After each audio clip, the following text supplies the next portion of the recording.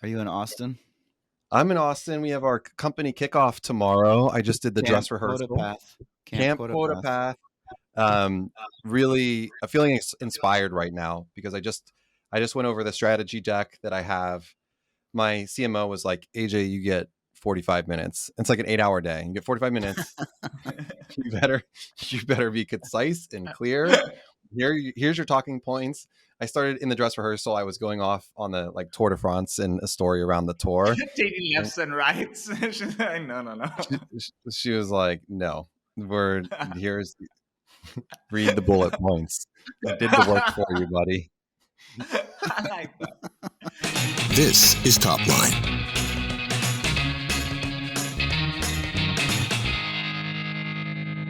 This episode of Top Line is brought to you by Contract Book. Raise your hand if you love managing contracts. We didn't think so. Contract Book offers a holistic contract management platform equipped to handle agreements of all shapes and sizes.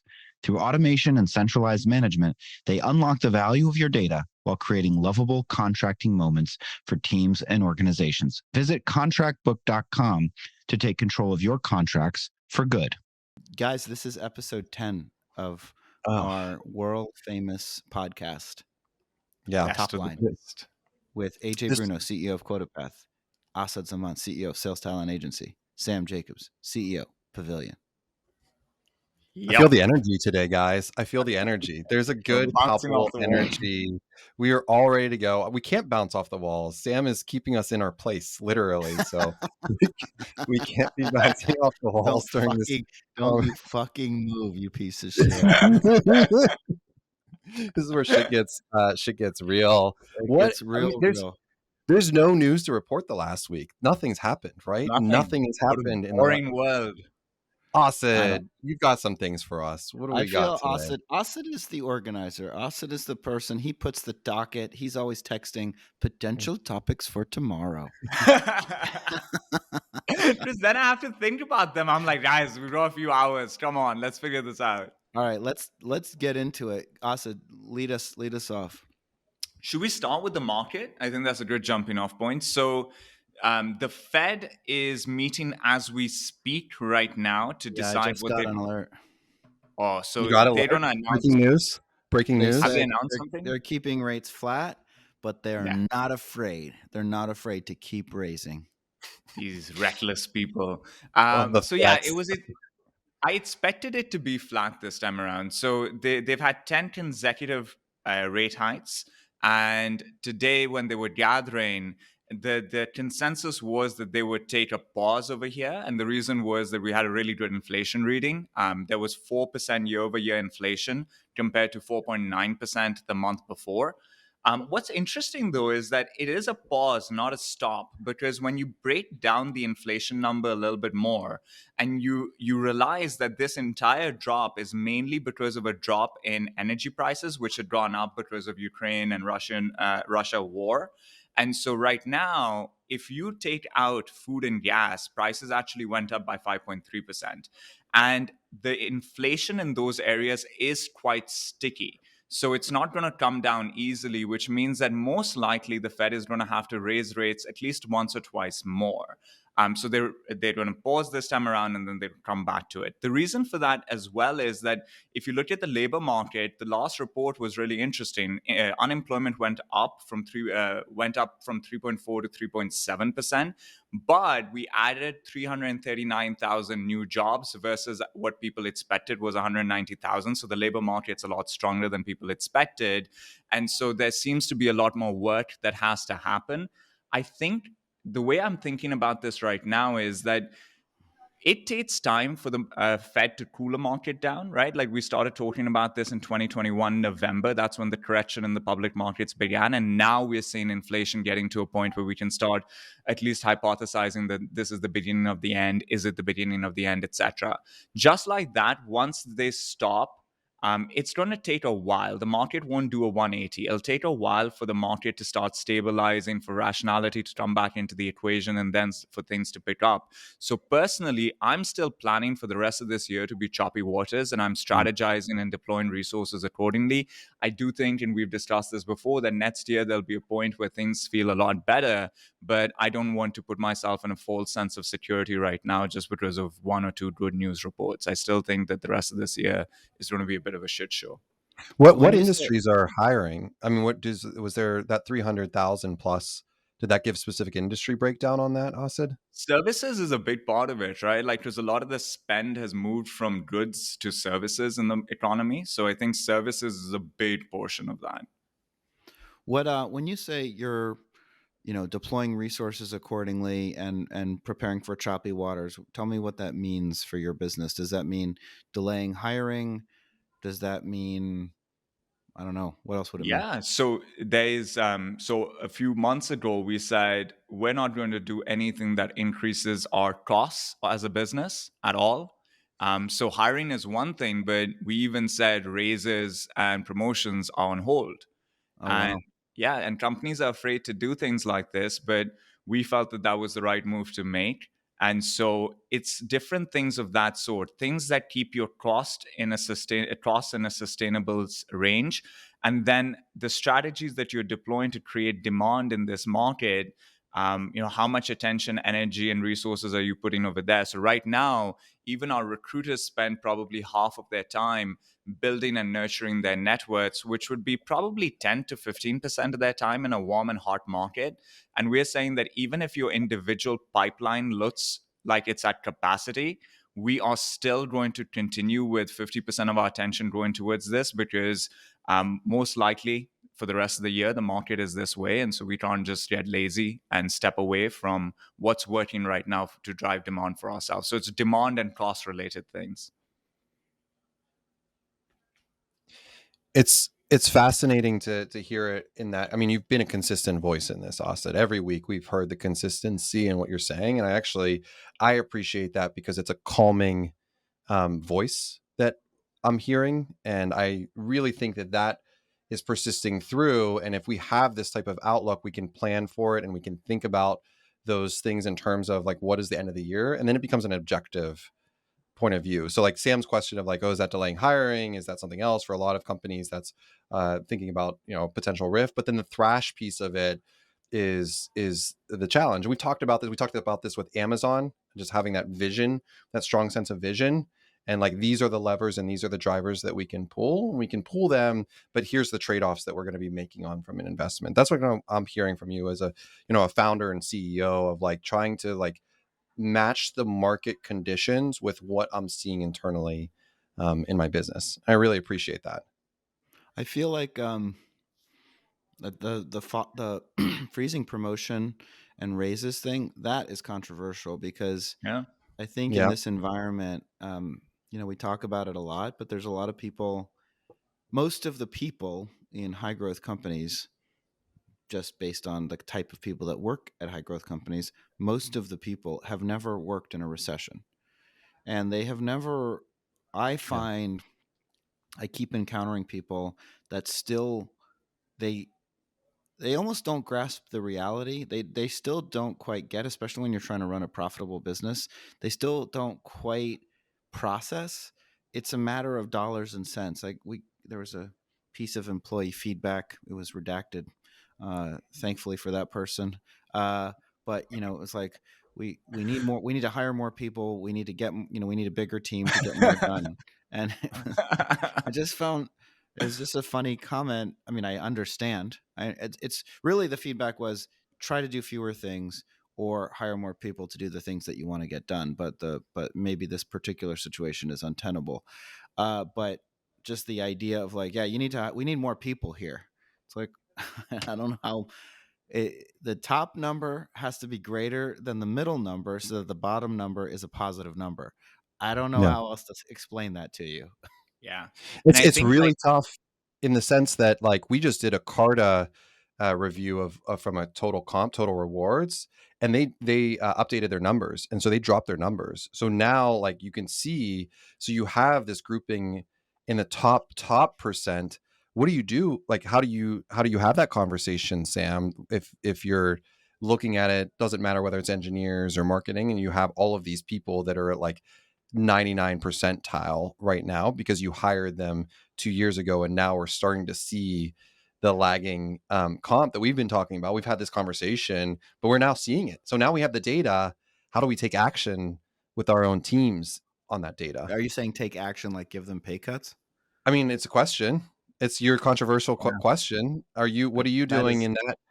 I mean, I am trying to, I mean, I think it's convenient because I don't know how many employees of Pavilion actually listen to this podcast.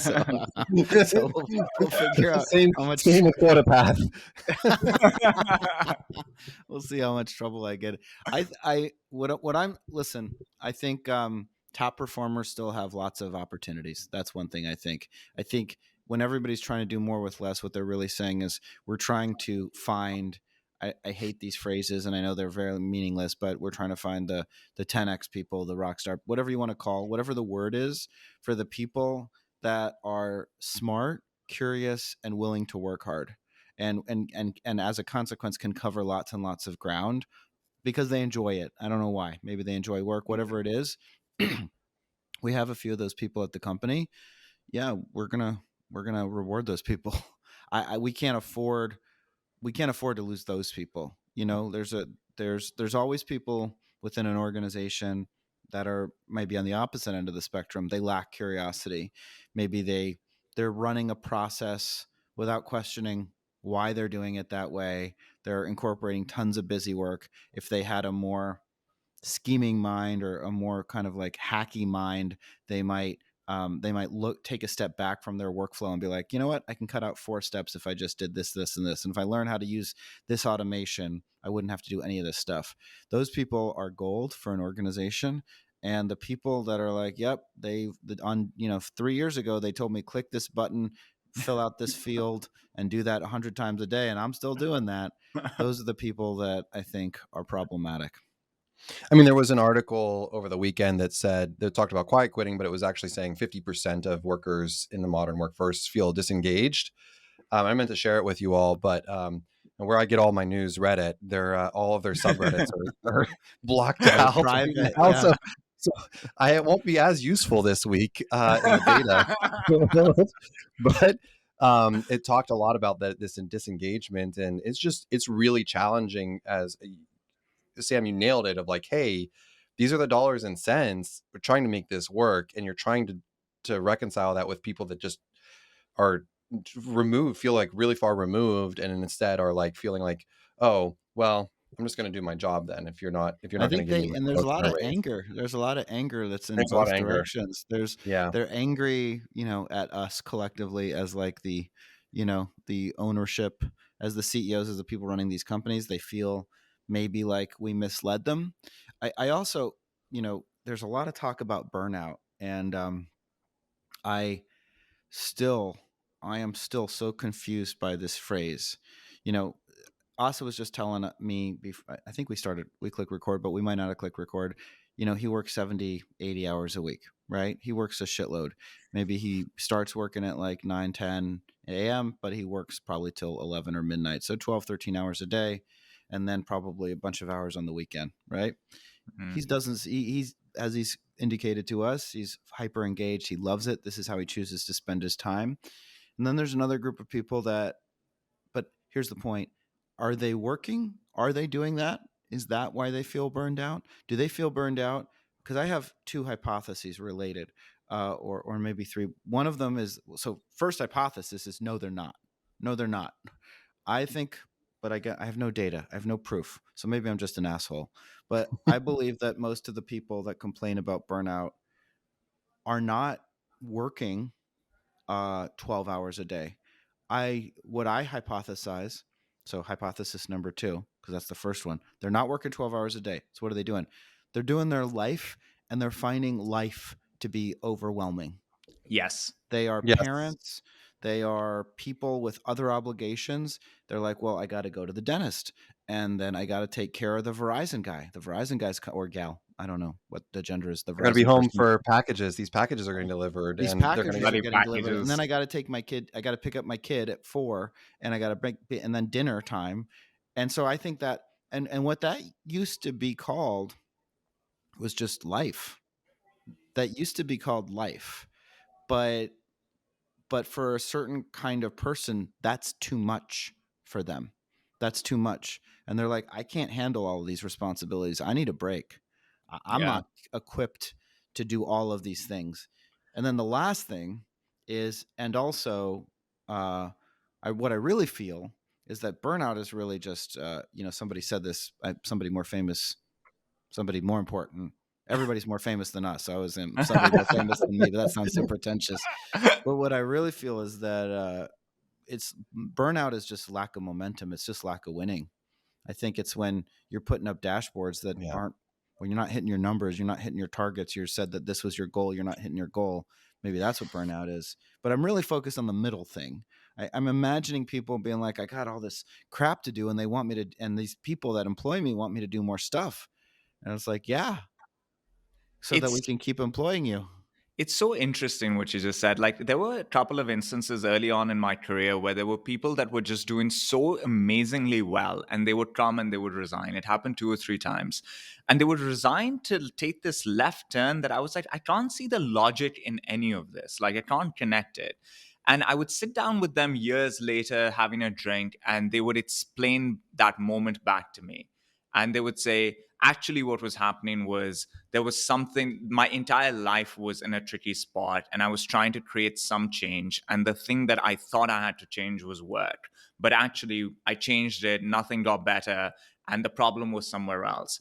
And it made me realize that work is like the easy thing to point to sometimes when you're feeling a certain way. But Sam, you spoke about this a little while ago, which was that when the economy is great, interest rates are low, it's boom times, there's so much winning happening, right? And you take that energy to every part of your life, right? You end your day with these dopamine hits that you've had these big wins, and then everything you do is just with better energy. And then when the market gets shit, you don't get those daily dopamine hits. Actually, you look at the dashboard and feel like shit. And you don't get those regular wins. So when you sign off and your partner's like, hey, how was your day? You're like, fucking hell, this is a shitty day, right? And that's just like you take that energy everywhere else as well. So I think, the economy has something to do with it, number one, because of, I think, the chemical reaction through living a day with less wins than when you have in a hot market. I think the other thing is that people look at work as a chore, right? Like there's this big thing like work is something that you force yourself to do. If I didn't have to do it, I wouldn't do it. And I think that's just the wrong way to look at it. You have to do something that makes you money for sure. But the ideal career is one that is doing something that is at the intersection of your talents and your interests. That can also be economically viable. And if you do that, I think it feels less like a chore. And so you don't get tired and exhausted. It doesn't feel mundane the same way. So I think that also plays into it. But usually, I think when a person is feeling burnt out, and burnt out is very different from feeling tired. I feel tired all the time. I'm not burnt out. I think when you're burnt out, it can't just be one of the things in your life that's burning you out. It's usually like a combination of many things, and we wrongly point to one thing. Look, you both are hitting on something that I'm going to be talking about tomorrow during our company kickoff, which there's lots of things going on in life. So as founders, as CEOs, if you can give your team fewer things to work on and just make sure they are intensely focused, they're putting all of their energy, all of their maxim into those things, you give them clarity, that's what's going to help with burnout for your team. It's really challenging because we have thrashed. I mean, I'm even looking at it from a goal standpoint where we went from 30 goals a month, which was awful, to 10 a quarter, which still didn't nail it. Now we're doing 2. I'm just going to 2. Waterfall, these two things. I don't give a shit. I don't fucking care about anything else except these 2 things. Like if I go ask you, how are doing one of these 2 things, you better have an answer. And I think that's the challenge from a leadership standpoint. When I hear about burnout, and I get it. Like similarly, I don't know if I work 80 hours anymore. I've got 3 kids, Austin. I don't think I can put 80 hours into the week, but I definitely am never stopped thinking about our craft and our work. Austin and I was done with a run at 6 or 7. I texted him about a Napoleon the founder episode on Napoleon from David Cerno, which is fantastic. And that guy, Napoleon. You know what he said? You know what he said during Napoleon Bonaparte? He said, I go with life full force, that even if my wife, and he had a great relationship with his wife, died, I wouldn't bereave her for more than 15 minutes before I got back to work. Wow. That's what he said. Hardcore. That's what he said. I'm not saying to do that, but I am saying that the opportunity for us, for leaders, is to speak to our teams in a leveling way. Here's the situation. We're not winning. None of us have gone through the performance challenge that we've gone through. It sucks. Call a spade a spade. Here's the good with the bad. Be honest, be transparent, be upfront. But then here is our call to action. And it's just one of these two things. And I'm going to be a broken record always. Through the rest of the year, we have to own what is in front of us. We can focus on the innovation and the long term and that great building. We can do that. But like AJ, from a vision standpoint, from a storytelling, from a narrative standpoint, it has to start with these two things. The rest couldn't fucking care less about right now. Yeah, that's really interesting. You know how we were talking about the fact that we said no promotions, no raises till we get to a certain point. In reflecting on it, I think one of the things that has helped is you have to have the trust of the collective to be able to do something like that, because it can land wrong, right? I think in retrospect, what has worked well for us is that we've been in this market now in challenging and topsy-turvy times for a while, right? Pandemic till now. And a lot of that was boom times, but a lot of that was extremely challenged. And I think if you are communicating well with your organization and you're also making the right decisions in terms of strategy as to how to navigate this period, and they feel like you're making the right calls, then when you come and say, we're going to do this thing, and at first hand, it's going to sound like the wrong thing to do, but this is why it's the right thing, they'll hear you out and they'll sit with the logic of it. And if it is the right thing, they will lean into it. And if you were just completely wrong, they'll come and talk to you about it. But we had some of our best ever quarters. People made the most money they'd ever made during some of the toughest quarters of last year. And so I think we earned a lot of trust in talking about those quarters 6 months before they happened, saying to have a good quarter when the market will be like this, we need to do A, B, and C now. If we do it, it'll be party time then. It was. I think we earned trust, which means that when we say, guys, this is going to hurt us, even though we're doing all these things, we need to make this move right now. I think they were, thankfully, they were receptive to it. And so I think it's an element of trust over that. I wish we have struggled to get down to just two things, AJ.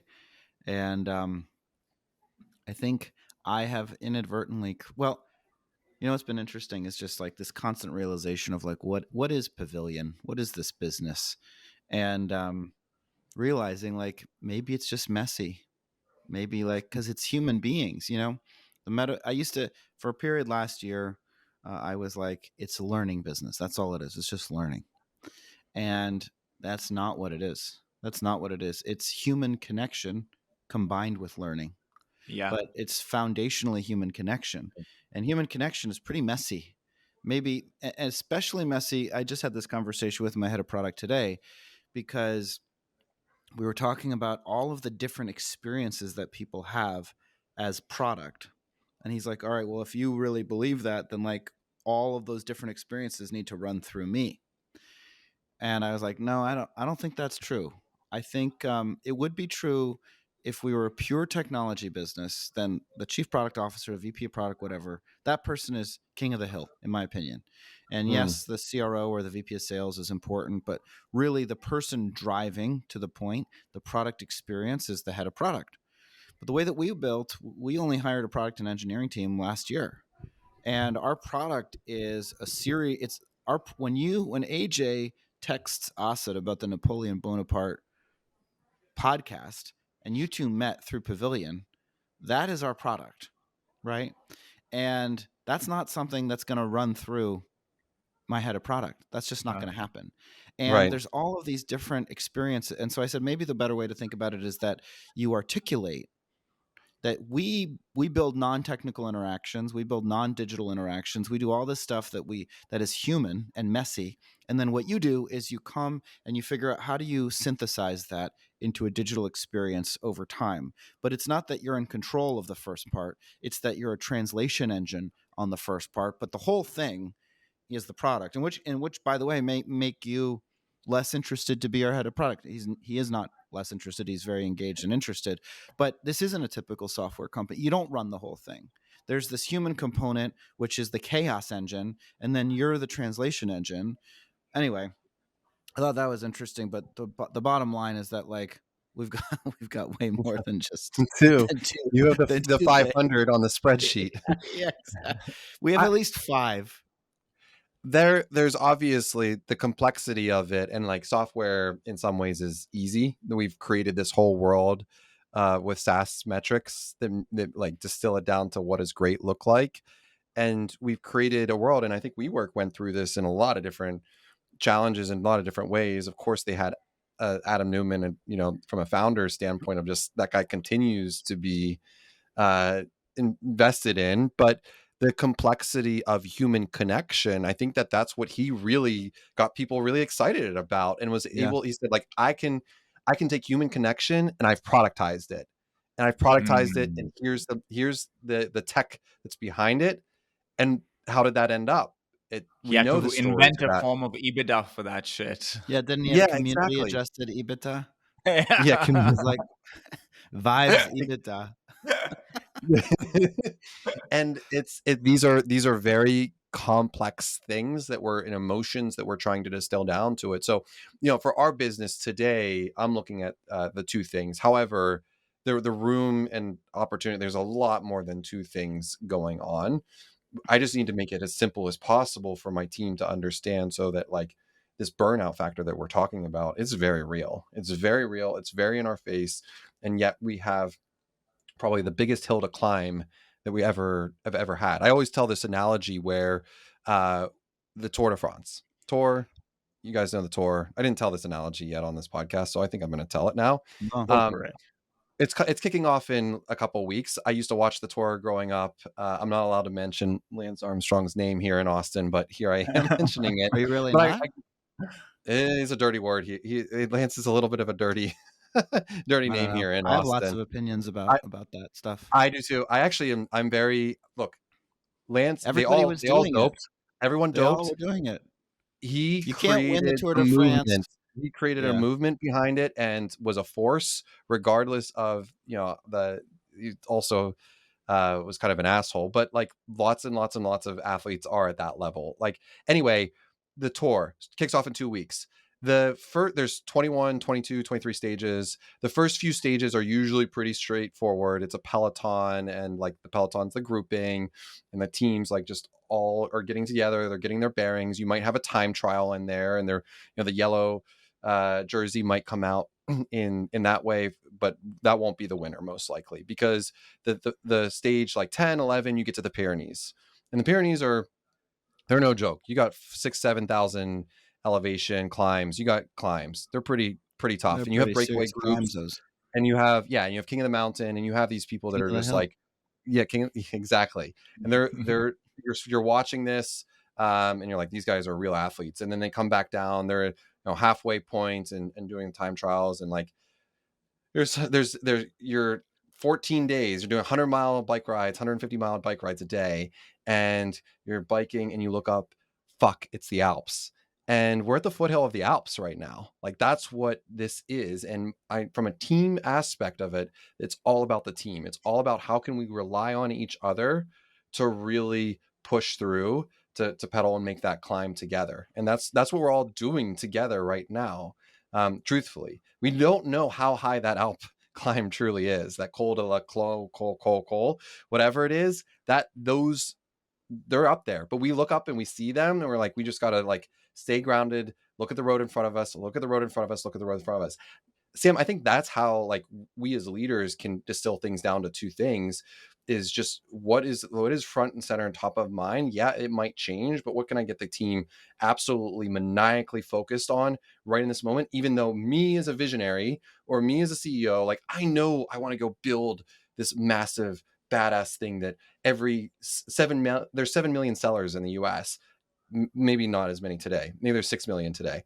Like, how can all of them use QuotaPath to help understand their compensation, simplify it, forecast visibility, all these great things, but got to focus on activating our new customers today and helping make our customers successful. How do we do that today? I think go ahead, Austin. I like that analogy about the race. I think one of the things I've learned to realize is that it is supposed to be chaotic, and our jobs, all of us share a common job, which is to try and create as much order as is humanly possible out of the chaos that is there. But it's not a magic wand, and you can't control everything. So you have to be comfortable with the fact that there's some things that through skill, will, and strategy that you will be able to control, and that's where we want to focus our attention. But if there wasn't going to be some randomness that can come and punch you in the gut, then it would be much easier and anyone could do it, right? Like, I think the whole point is that this is really, really hard. It is going to feel chaotic in different ways for different sorts of companies. Because software companies, I think, from a product perspective, simplify a lot of things, but they're chaotic beasts of organizations, because once you create this magical product, you're growing this company at 300% year over year for a couple of years. And that type of growth and evolution of a workforce just leads to absolute anarchy and chaos internally. And we've all heard those stories of organizations and the craziness that was happening within them. So I think that chaos presents itself in different ways for different executives and founders and CEOs and leaders. But the commonality is all of us have to deal with it, and we need to be comfortable with the fact that that is part of the job. Yeah, I think 100%. I'm saying 100% way too often. I think I need to improve my 98%. I agree 98%. I almost entirely agree, but there's this one little thing. Anyway, I don't even think it's startups. I mean, it's just anybody. It's any ambitious group of people. My partner, life partner, wife/friend/person, she's running a jewelry business, and she's walking me through, and her business is hard, and believe me, interest rates, I mean, we're all impacted by interest rates. The whole world is impacted by interest rates, and the whole world is impacted by the availability of capital, and especially shopping businesses, because the customers were all of the rich partners of the other rich people that had made a ton of money for whatever reason. And she's listing off the litany of things and that she's working on, and this person's a pain in the ass, and this person is unhappy with how she's merchandising that particular vendor in the store, and it sounded a lot like this stuff that I'm going through. And I remember this great, I think it was Chris Dixon, but it might not be, but it's a great blog post, and its title is "The Default State of a Startup is Failure," and that's because the default state of the world is status quo, right? So the default state is most people don't want to change, and most people are pretty comfortable, and they're not that interested in doing something different. And all of us, and it, it would be different, I guess, Asid, because recruiting is a more traditional business, but nevertheless, you're an ambitious person, and I'm sure you have growth objectives and you want to make a dent in the universe. So all of us are trying to wrest the status quo away from our customers, the human race, the body politic, whatever you want to call it. And that's hard. That's really hard. And it's not something that you can have just like a clean blueprint for, because it needs to be in response to the response. It needs to be in response to how your customers are responding. And if you had a perfect plan and then they're not doing the thing that you thought that they would do, then you need to change. And your organization might feel like, man, I thought these people, meaning like the people in charge, I thought they knew what they were doing, but it feels like we're changing direction pretty regularly. It's like, well, we are. And first of all, maybe we don't know what we're doing. But second of all, does anybody know what they're doing? And third of all, all we can do is respond to the information in front of us and do the best we can. And so unfortunately, I think my mental state is in a much more positive place than some of the people that work for me, because I'm just used to it. I'm just used to, like, I'm focused on, in the long term, we're trying to help people. We're going to build stuff that tries to help people, and we're going to try and connect the world of operators and leaders across the go-to-market function so that we can all build better businesses together through human connection and through learning. That's the roadmap, but for other people, they're just like, man, it's going from left to right and it's so hard. And this person wants to cancel and this person is asking for a refund. And it's like, yeah, that's right. That's right. Because the world basically wants us to just go home and go to bed. Like nobody woke up giving a crap about Pavilion or Sales Talent Agency or QuotaPath. We got to make them care. That's the Sam, thing, right? You were successful with connecting Asid and I, so there you go. Chatted about Napoleon. I had a very close relationship with my grandfather, and he had this amazing career. He was one of the first few members of Pakistan's Navy, and he retired as, I think, the head of the Navy, and just exceptional career. And I remember towards the last couple of days right before he died, I was trying to get a read on, at the end of your life, if you've lived this meaningful life, what are the things that you think about the most? And the stories he would share were some of the toughest moments of his career and getting through them. And that's a commonality. You sit down with accomplished people and you ask them questions about their careers. They don't tell you about the easy times, right? Those aren't the ones that imprint themselves in a vivid way in your head. It's actually the really shitty, tough times where you had to work really hard to create a spark or create order out of chaos. That's the shit that's memorable.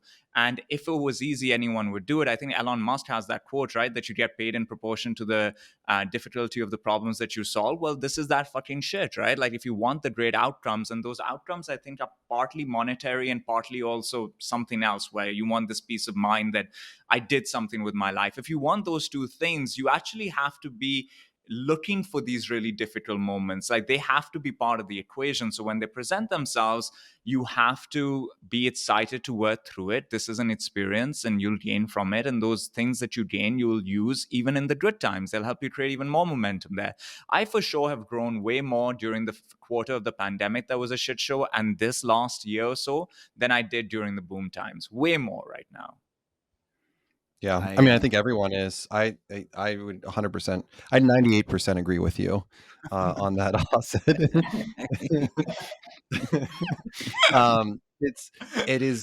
Can we popularize that? I 98%.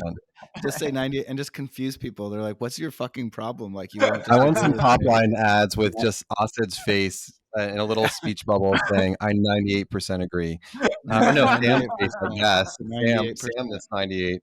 Absolutely. And then you say absolutely, and then 98%. And like, that's not what absolutely means. And you're like, no, it's 98%. Yeah. Well, I think we're all saying the same thing, and there is no one in this world that is going to push each of us outside of ourselves. We're going to push ourselves harder and harder. We can have boards, and we can have the conversations where we're getting lots of questions, and they're opening up things for us to really think through the strategy. But we're waking up, first thing on our mind, or at least on my mind, I know, is like, hey, what are we going to go out and accomplish today? Like, where can I get better? Where can I get the 1% better in my day? And focus on those learnings. And that sales cures all in some weird way. And that's true. But today we can't fall back on that. We have to can't rest on our laurels, sure, but we have to continue to push forward, and then we'll see on the other side of this. And then, in a year we'll all be like, hey, we're all crushing it. It's going to happen. The other side of that equation, though, is this, that we have a lot of control, right? Like, we're three CEOs who have the most control in our businesses.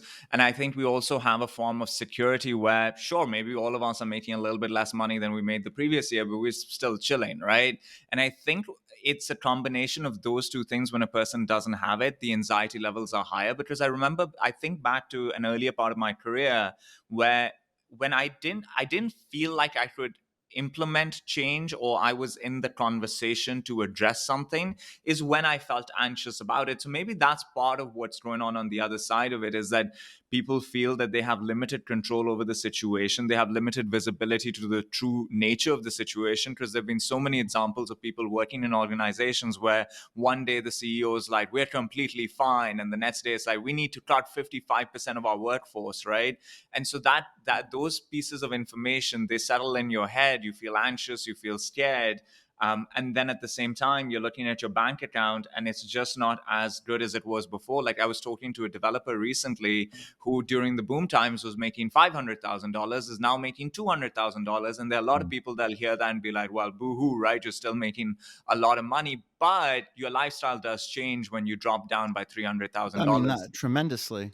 Yeah. I think the boohoo people, I think if you're a boohoo person out there, fuck off. I like it. There's empathy. Go boo in a corner. Anybody shifting radically, it's an adjustment, and it can be traumatic. Yeah. I was making a lot of money at GLG 13 years ago, and and that was when GLG was a startup, quote unquote, but had gone way up. And I left in 2010, and I found a new job as VP of sales at Axial. And I was making, I think my base was like 215, 225 at GLG. And in the boom, my highest year, I made $800K because there was a transaction with Silver Lake Partners, and it was like a retention bonus plus an end of year bonus. And then another year I made 500, and then I made 330. And again, this was like as the financial crisis, and then I got fired. And then I was living on the Upper West Side on a floor through apartment with a roof deck, and when you live somewhere, you don't feel, I don't have like a dorm. I didn't feel fancy. It was a nice apartment. I didn't feel fancy. I wasn't on a yacht or anything like that. And then I went through a divorce at the same time, as I've mentioned. All of these things are interconnected. Yeah. And so I had just made a little bit of money. I remember we had $220,000 in our joint checking account, like in our savings account. And one day I log into Citibank, and it was the day after, I got served because we had been separated. And so I got a phone call coming back from like a gig because I was playing in a band. And it was like, hey, I filed for divorce, and there's going to be a guy coming tomorrow that's going to serve you with papers. And I was living in this like studio dog shit apartment shithole. And then the guy knocks, and I got to take service of it, because divorce is a lawsuit. It's one person versus another. And so I take, whatever, I take suit or whatever it is. And then I go to work that day, and I log into my Citibank account, and there had been 220K the day before, and now there's 110 because, wow. My ex-wife had gone in. And then, and all through all that, I get fired. And all of a sudden I go from making, as I said, 330, 340 down to 100 grand. And remember, the peak was 800. And, again, if you're out there and you want to say boo-hoo, fuck you, because it sucked. Yeah. It fucking sucked. And I had to change my life. Yeah, I had to change my whole life. I had to be like, I can't live in Manhattan anymore. I got to live in Brooklyn. Not that there's anything wrong with Brooklyn. I love Brooklyn. God bless Brooklyn. I mean, back at that time, though, Dumbo was not Dumbo today. Very different. It was just like it was a massive reordering of like, yeah, you can't go to that place anymore. You're not going to that. You're not staying in that hotel anymore. Anyway, so my point is, like, when things change, it can be traumatic. It is tough. It is tough being on the other end. And to your point, your broader point, Asid, it's tough when you're not in control. It's tough when you're not making those decisions, because fundamentally, the three of us, whatever the challenges we face and however lonely we are, we're still in charge. Yes. And I would take the loneliness. Best place to be. I like the loneliness with the control versus lack of loneliness without 98%. 98%. Sam, question for you. This is something that's come up when I've listened to these biographies of all these great founders, is how often they go back to that catalyst, that memory, that thing that like transformed them. I know we've talked about your divorce, but is that something that continues to drive you even today? Oh yeah. I mean, the thing that drives me today is there was this one guy, he's a good kid, Jordan Selleck. He's not even a kid, but he interviewed me one time a couple of years ago, and he said, tell me about a time your back was against the wall. And I laughed. I was like, bro, my back was against the wall from 2010 to 2017. It was 7 years of back against the wall. And because ever since that moment of moving to Brooklyn, I was like, my expenses were either right at or slightly above my income for a long time. And so that is the place that I go back to. And that is the place I will not go back to. That is the place where, like, I don't care what happens. We're not going back there one way or the other. And and it's a fear, and it's a motivation, and it's just a determination that part of my life is behind me. The fascinating thing about life is that when you're eating shit, you don't realize how valuable it's going to be later on in your life, because it's the thing that gives you energy to like power through in the tough moments. Like AJ, you were talking about those episodes, and there is that common thread amongst them, right? Like they've all had a couple of inflection points that give them a lot of motivation. I think if you talk to anyone that has achieved great things, there was that moment or a couple of moments that do that. And I look back to my life and I look at the moments that were similar. And in that moment, it felt like the worst thing ever. You felt like the world was unfair. You felt horrible about the situation. And now I'm like, thank God that happened. Like, fucking hell, I'm so lucky. And it's just a really strange thing. It is so strange because the amount, my wife and I, my ex-wife, by the way, I don't hate her, like I don't hate anybody, or there's very few people. I wish her the best. I really do. But we were tooth and nail, man. That was an acrimonious divorce over amounts of money that really, and I understand I'm in a privileged position, but they are trivial. They are trivial today.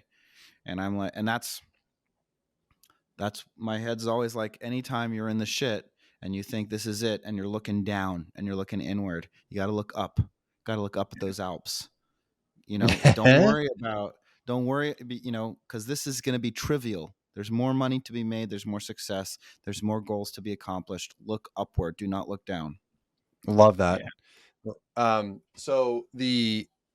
So I'm sure Austin has the same thing, but like for conversation, I'm sure I've talked about this before, but like I have an email that was sent to me in 2012 that was like from my former boss, just stating directly like, hey, if you ever started a company, it will lose lots and lots of money. It was basically like you're running a non-profitable business. This was at Meltwater when I was there. And like, that was the moment that I was like a catalyst of like, fuck this.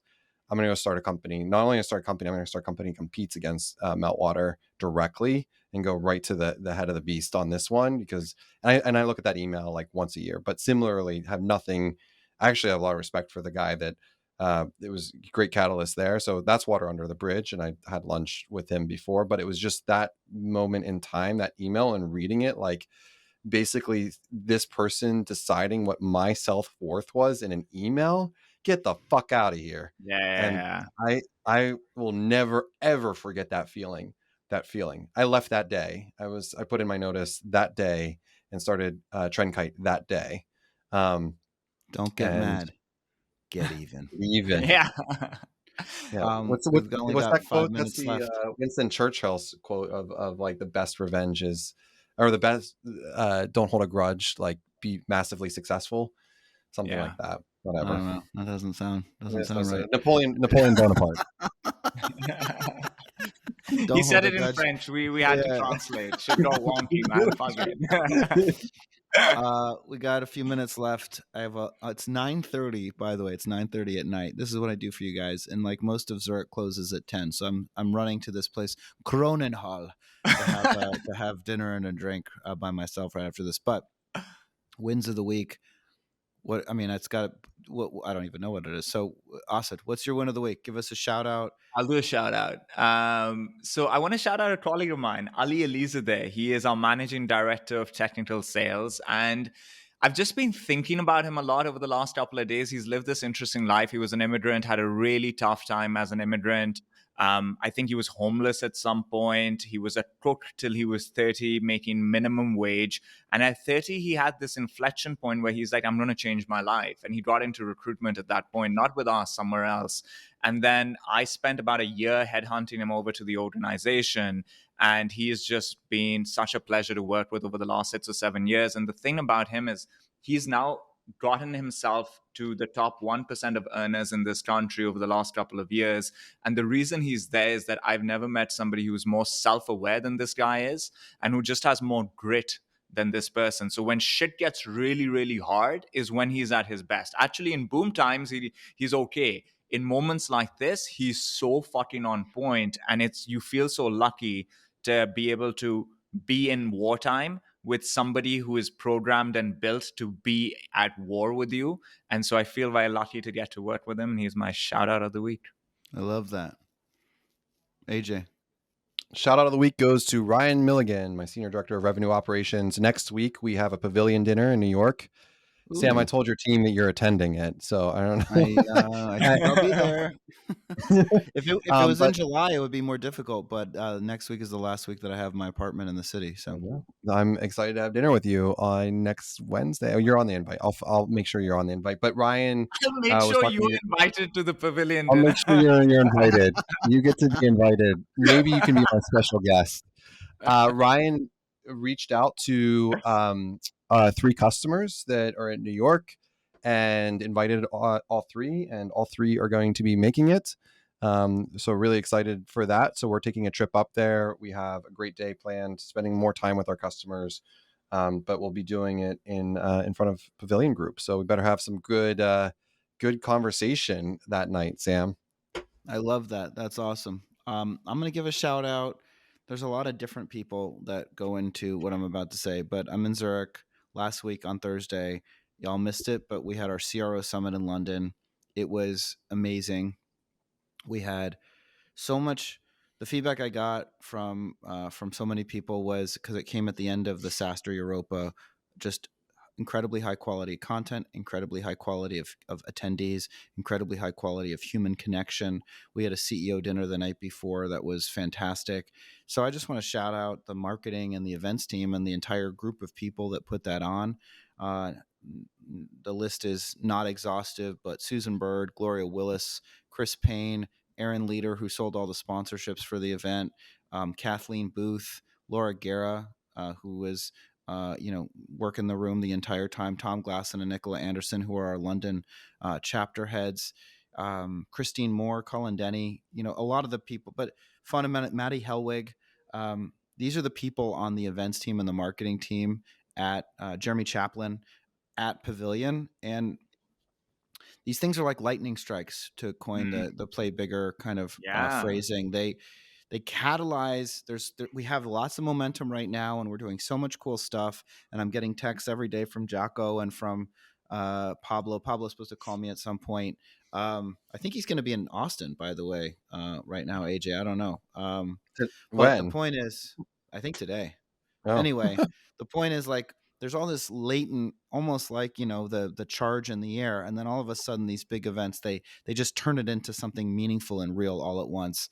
It's really, really cool. I'm super excited for Nashville GTM 2023. And I'm just proud of the team. And so that's my shout out. Thanks to everybody that attended and everybody that put in all the hard work, because it was awesome. That's a great shout out. That's great. Great shout out, Sam. Oh, well, thanks, guys. All right, everybody. Wonderful to see you. Wonderful to speak with you. We keep saying next week is Mark Roberge. At some point, it will be true. And until then, I bid you 98%. Bye, everyone. 98%. Good luck. This episode of Top Line was brought to you by Contract Book.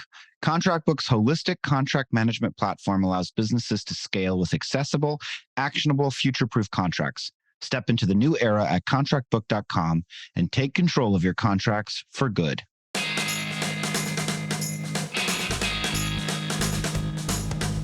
Thank you for listening to this episode of Top Line.